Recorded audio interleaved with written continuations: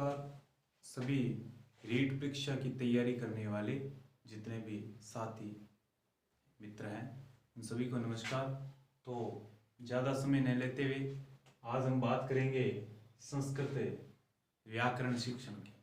इससे पहले वाले वीडियो में पार्ट में हमने देखा था कि जो संस्कृत में शिक्षण करवाया जाता है वो गद्य में अलग करवाया जाता है, पद्य में अलग है, अनुवाद में अलग है और व्याकरण में अलग है। तो प्रत्येक शिक्षण की, पद्य शिक्षण हो चाहे गद्य शिक्षण हो चाहे व्याकरण शिक्षण हो, प्रत्येक शिक्षण की अलग अलग विधियां हैं। तो आज हम सबसे पहले हमने व्याकरण के बारे में थोड़ा सा ज्ञान प्राप्त किया था। व्याकरण है वो वी प्लस आंग प्लस क्री प्लस ल्यूट प्रत्यय से बना हुआ है। ठीक है जी, इस प्रकार हमने पहले वाली वीडियो में उसका अध्ययन किया था। तो आज हम करेंगे व्याकरण शिक्षण की विधियां संस्कृत में। तो देखिए, सबसे पहले व्याकरण शिक्षण की विधियों को दो भागों में, एक जो प्राचीन समय में व्याकरण शिक्षण की विधियां थी और एक जो वर्तमान में अर्थात नवीन व्याकरण विधियां। ठीक है, शिक्षण की जो विधियां। तो प्राचीन शिक्षण की विधियों के अंदर जो जो विधियां हमें पढ़नी है, जो पेपर की दृष्टि से महत्वपूर्ण है, वो है जी सूत्र विधि, पारायण विधि, व्याख्या विधि, व्याकरण अनुवाद विधि, भाषा संसर्ग विधि, आगमन विधि और निगमन विधि। तो आज हम व्याकरण शिक्षण के अंदर प्राचीन विधियों में सूत्र विधि, पारायण विधि, व्याख्या विधि, व्याकरण अनुवाद विधि, भाषा संसर्ग विधि, आगमन और निगमन विधि का अध्ययन करेंगे। देखिए, तो सबसे पहले हम बात करते हैं प्राचीन शिक्षण विधियों में सबसे पहली विधि सूत्र विधि, जो पेपर की दृष्टि से महत्वपूर्ण है। तो सबसे पहले तो हमें कोई भी विधि पढ़ते हैं तो उसके उपनाम जितने भी हैं वो हमें याद होने चाहिए, क्योंकि सीधे से सीधे प्रश्न है वो उपनाम से पूछ लिए जाते हैं। तो देखिए, सूत्र विधि, सूत्र विधि का प्राचीन नाम क्या है? तो प्राचीनतम विधि कह सकते हैं, परंपरागत विधि, पांडित्य विधि, ये याद रखना है। सूत्र विधि, सूत्र का मतलब है प्राचीन, परंपरागत और पांडित्य। पांडित्य क्यों कहते हैं? क्योंकि जब व्याकरण का ज्ञान करवाया जाता था प्राचीन समय में, ठीक है, तो पंडित लोग, आचार्य हैं, वो करवाते थे ज्ञान, और वो ज्यादा सूत्र रटाते थे, बच्चों को रटाने की प्रवृत्ति पे बोलते थे। ज्यादा से ज्यादा कंठस्थीकरण, कंठस्थीकरण का मतलब होता है गुरु आश्रम में जब बोलते थे श्लोक या कोई भी मतलब ज्ञान करवाते थे उनको, किसी भी श्लोक का, किसी भी अगर कोई पाठ करवाते थे व्याकरण का, तो वो सारे कंठस्थीकरण पर बल देते थे, सीधा का सीधा रट्टा लगाने की प्रक्रिया में एक तरीके से। ठीक है, तो देखिए, इसका प्राचीन विधि हो गया सूत्र विधि का, परंपरागत और पांडित्य विधि। यह विधि सामान्य से विशेष की तरफ चलती है। अगर इसका हमें शिक्षण पूछे तो वो सामान्य से विशेष की तरफ होता है, सामान्य से विशेष। एक सिद्धांत है घटे समुद्र पूर्णम, ये आपको याद रखना है। घटे समुद्र पूर्णम सिद्धांतोपरि आधारित विधि। तो जो सूत्र विधि है वो घटे समुद्र पूर्णम सिद्धांत के ऊपर आधारित है। तो आपको ये याद करना अति आवश्यक है, वे घटे समुद्र पूर्णम सूत्र विधि। घटे समुद्र पूर्णम सिद्धांत पर आधारित कौन सी विधि? सूत्र विधि। और यह बल किस पे देती है? ये कंठस्थीकरण पे बल देती है, कंठस्थीकरण करवाना। ठीक है, लिखने पे ज्यादा बल नहीं देती थी, कंठस्थीकरण रट्टा प्रक्रिया पर ज्यादा बल देती थी। ठीक है जी। सूत्र विधि के 6 भेद, 6 भेद का मतलब होता है 6 प्रकार के सूत्र बताए हैं।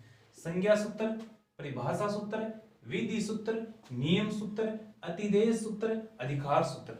तो आपको इतना प्रश्न आपसे पूछ सकते हैं, सूत्र भेदस तो 60। सूत्र विधि में सूत्र के 6 भेद बताए हैं, संज्ञा सूत्र, परिभाषा सूत्र, विधि सूत्र, नियम सूत्र, अतिदेश सूत्र, अधिकार सूत्र। ठीक है जी। तो आपको जो मेन मुख्य बातें हैं सूत्र विधि के बारे में वो इतनी याद रखनी है। संस्कृत के अंदर क्या बातें? सूत्र विधि है वो व्याकरण शिक्षण की प्राचीन विधि है। सूत्र विधि का दूसरा नाम प्राचीन विधि, परंपरागत विधि, पांडित्य विधि। यह सामान्य से विशेष की तरफ चलती है। घटे समुद्र पूर्णम सिद्धांत के ऊपर आधारित है। सूत्र विधि घटे समुद्र पूर्णम सिद्धांत के ऊपर आधारित है। यह कंठस्थीकरण पर बल देती है। कंठस्थीकरण मतलब रट्टा मरवाने की प्रवृत्ति, उस पर बल देती है। सूत्र 6 प्रकार के, संज्ञा सूत्र, परिभाषा सूत्र, विधि सूत्र, नियम सूत्र, अतिदेश सूत्र और अधिकार सूत्र। ये 6 प्रकार के आपको सूत्र याद रखने। तो देखिए एक बार दोबारा रिपीट करते हैं, याद हो जाएगा आपको बहुत ही अच्छे तरीके से।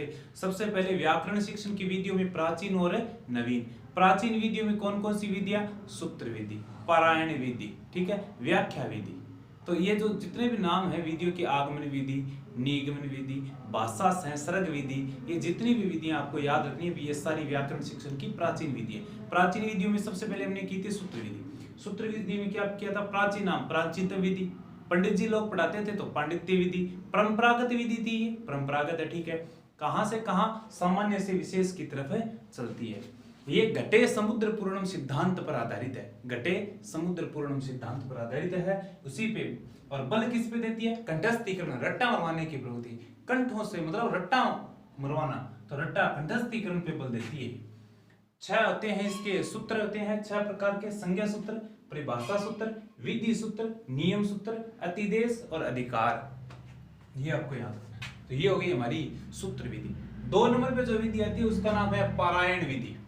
पारायण विधि, पारायण विधि देखो, पारायण विधि क्या होती है? प्राचीन समय में जो वैदिक मंत्र होते थे, उन मंत्रों के उच्चारण के लिए जिस विधि का प्रयोग किया जाता था वो थी पारायण विधि। वैदिक मंत्रों का उच्चारण करना किस प्रकार? सहस्वर वाचन करना। सहस्वर का मतलब होता है स्वर सहित, यानी अच्छे प्रकार से लेबद्ध तरीके से जो मंत्रों का उच्चारण करते थे, तो उसमें विधि जो प्रयोग ली जाती थी वो थी पारायण विधि। और पारायण विधि भी प्राचीन है क्योंकि प्राचीन समय की थी और व्याकरण शिक्षण की विधि है।